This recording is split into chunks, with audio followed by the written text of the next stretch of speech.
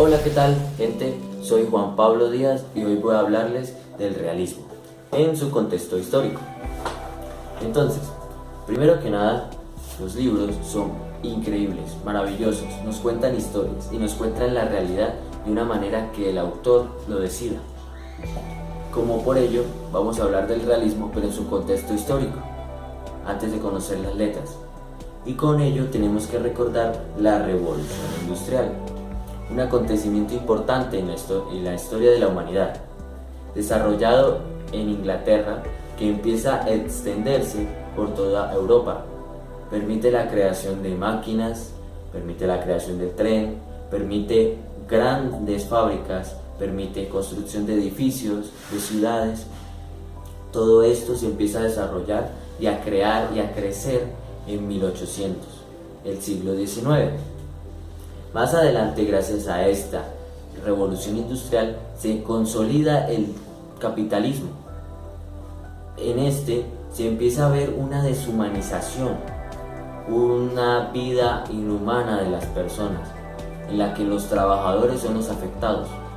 Mientras que el jefe trabaja y gana muchísimo, se ahorra dinero con máquinas, el trabajador, que tiene que soportar muchísimo calor, que tiene que soportar trabajos de hasta 18 horas, casi 20 horas trabajando seguido, tiene que también soportar el hecho del traslado de su trabajo a su hogar, ya que en esta época los trabajadores no vivían en la propia ciudad.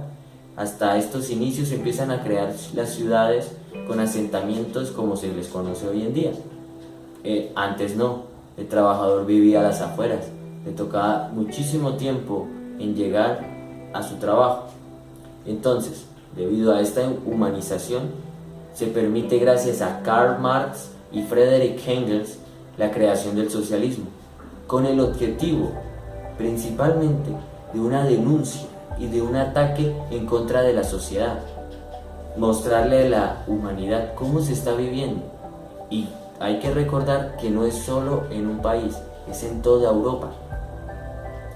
Esto, al igual que el realismo, busca una objetividad. No hay que dar el punto de vista del autor o del denunciante, simplemente se quiere mostrar la realidad tal y como es.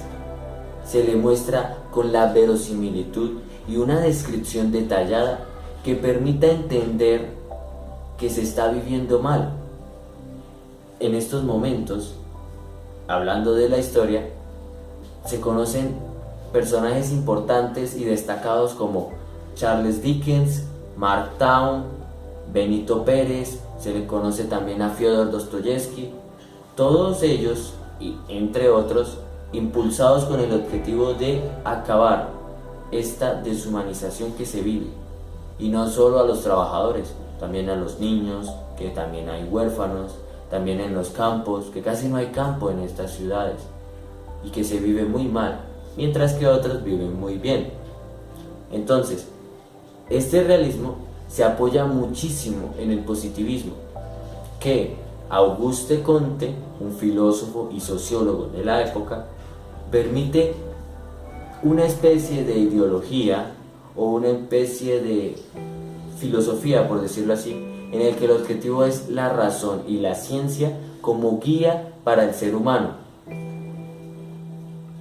Gracias a este positivismo, el realismo se empieza a extender, a abarcar por toda Europa, surgiendo principalmente de Francia, desde el año a mediados de 1850, mitad del siglo XIX. Como vemos, y podemos entenderlo un poco más así. También hay que destacar que la narrativa es el género por excelencia de este movimiento. Para ello quiero que conozcan un fragmento de un libro para que podamos entender un poco más. ¿Qué tal? Gracias a recursos-didácticos.es podemos apreciar un fragmento de Tom Sawyer, un fragmento del libro de Mark Twain, con el objetivo de poder conocer más sobre el realismo de manera literaria. Poco después se encontró Tom con el paria infantil de aquellos contornos, Huckleberry Finn, hijo del borracho del pueblo. Huckleberry era cordialmente aborrecido y temido por todas las madres, porque era holgazán y desobediente y ordinario y malo, y porque los ojos de todas ellas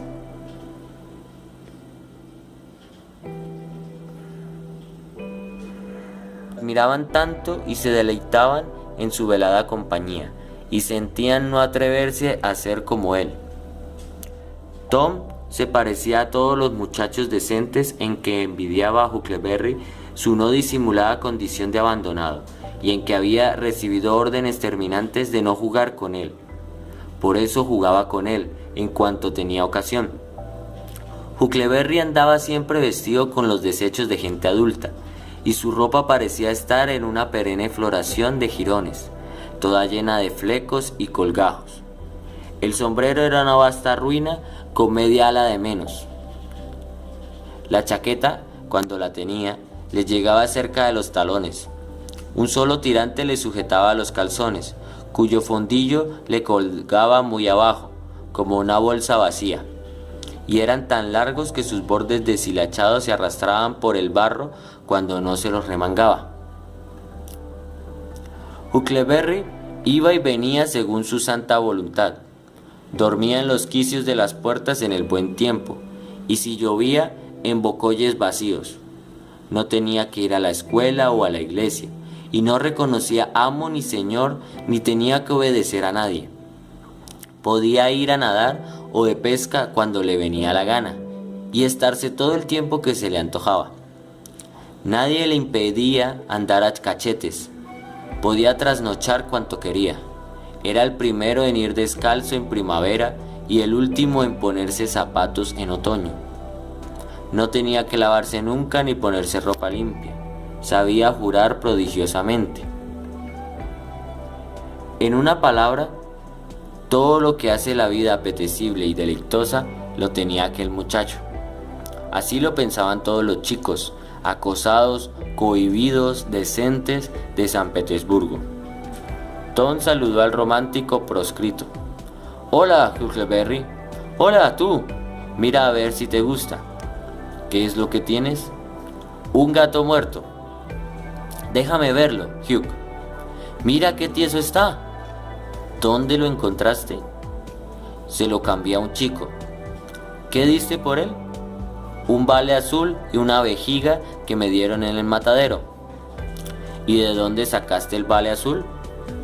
«Se lo cambié a Ben Rogers hace 2 semanas por un bastón».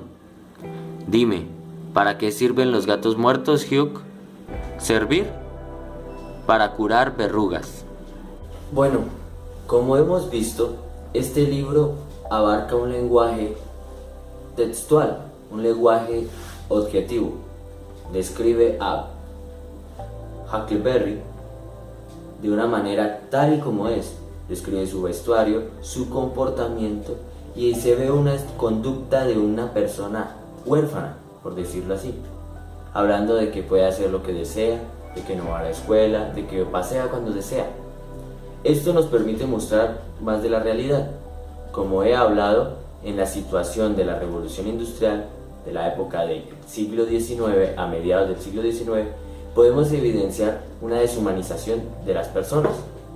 Por ende, también se le conoce a esta época en la que hay muchísimos huérfanos y niños que trabajan en fábricas a cambio de muy poco dinero o por comida.